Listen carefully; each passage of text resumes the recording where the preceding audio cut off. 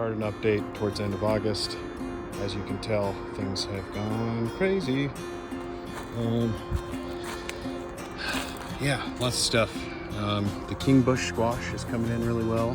You can see some stuff growing. There's one that's about needed picking right there. Plenty still coming. That's doing really well. And this other viney beast is the watermelon. And we've got one ripening on it right now. I built this little trellis here. So, watermelon, the vine, got the trellis up right there. There's a little fern growing in there, which is pretty cool. We have the watermelon coming up.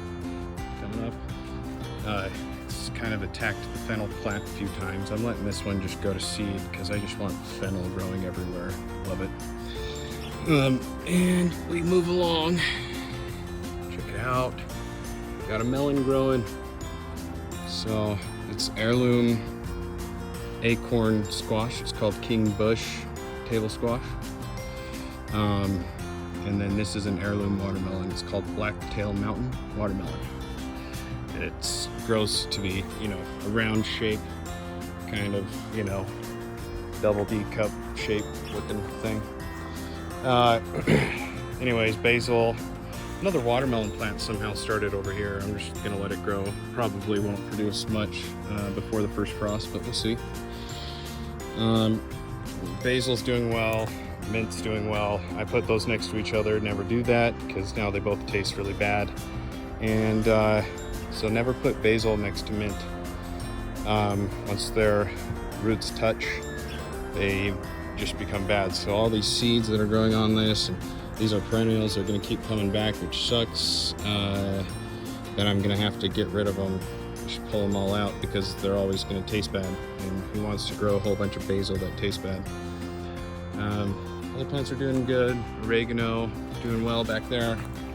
The thyme, we had some weird cilantro try to come up, but got too hot for it, so instantly started to bolt.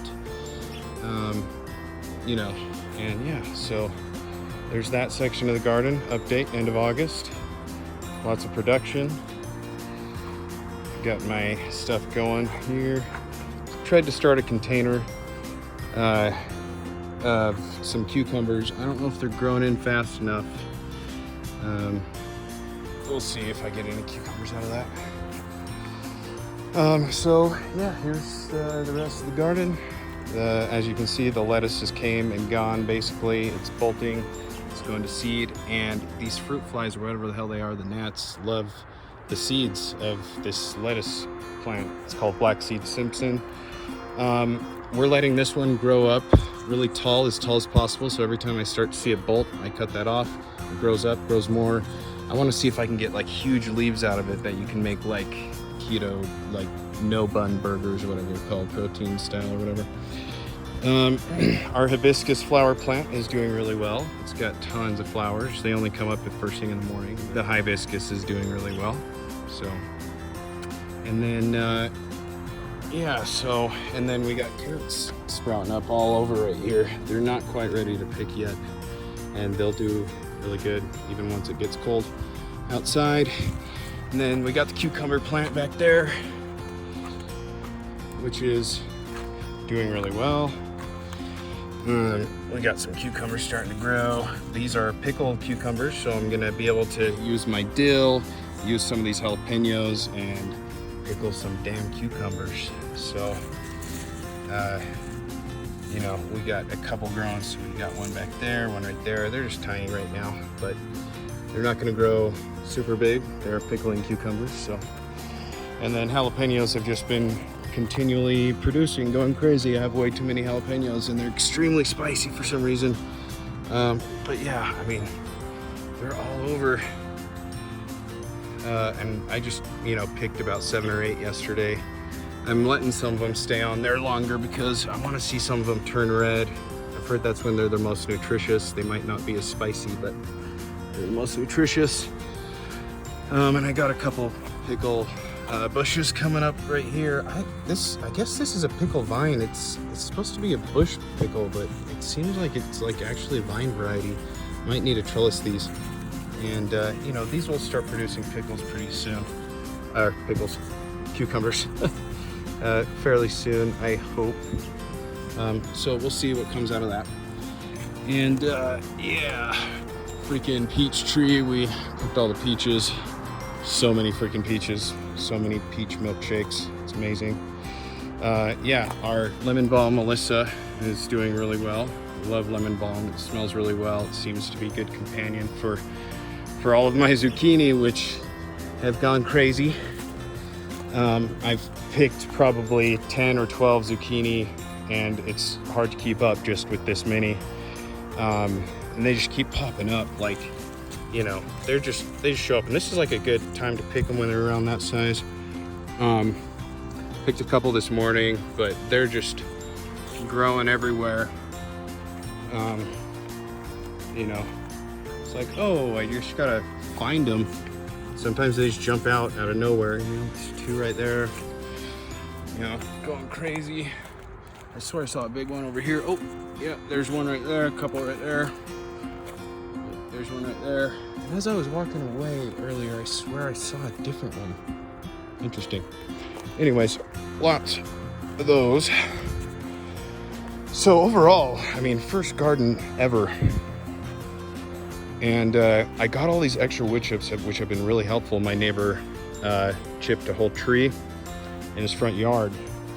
And that's the kind of wood chips you want for your garden. You want something local as possible, literally next door neighbor.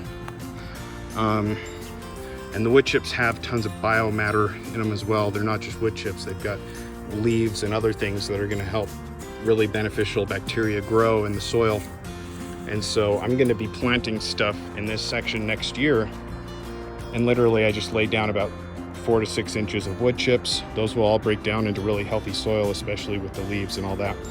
By next year, after the snow cover and everything, it just breaks everything down. Come, or you know, right after the first frost date, I'll just be able to, you know, push a little of these aside and just plant right into some really healthy, good soil. But you know, I put this all on top of some clay, but there's like, you know, a lot of wood chips here. I'm still digging down. I haven't reached the soil yet. Still going. Yeah, see, the soil's all the way down here. So, yeah, beets are doing well. Doing really well. This whole section's been doing great too. But yeah, these beets are just the thing that keeps giving. Every time we want to make salad, we just grab some of that lettuce, we chop off one of these beet leaves, and they just keep coming. And you know, I'm not sure how long you're even supposed to leave beets in the ground, but they're growing up, man. They're getting big, but they just keep producing these leaves that are so delicious and really, really healthy for you. And so yeah, beets are loving life. I've let my dill go to seed. Well, I'm letting it go to seed. Ladybugs really love this pollen. That I haven't confirmed that. That's just what I've seen on my own garden. I don't know if it's like a scientific thing. And I found out that this is actually a plum tree. I thought it was an apple tree, and it's just a different type of plum. And there's lots of big, healthy, juicy, big old plums on there. None really grew last year. They just were some green things, then fell off. So plum tree's doing well. Of course, I need to do a lot of trimming on these trees, but doing well. Peach tree did super good this year.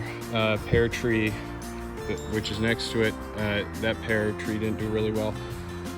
That is another sour cherry tree, which I figured out. It's not an apricot tree. And then another plum tree at the end, which is producing well like it does every year. And then under all of this dill, I'm growing more carrots. Just carrots are just spread out throughout here. It's gonna really help the soil. And once it starts to cool down and this dill has died off and stuff like that, these carrots, you know, you can even keep carrots in the ground past the first frost date. They're just fine doing that. So, you know, we'll have some winter carrots and some winter squash and some fall watermelon, and it's gonna be awesome. So yeah, it's a huge transformation from my last video.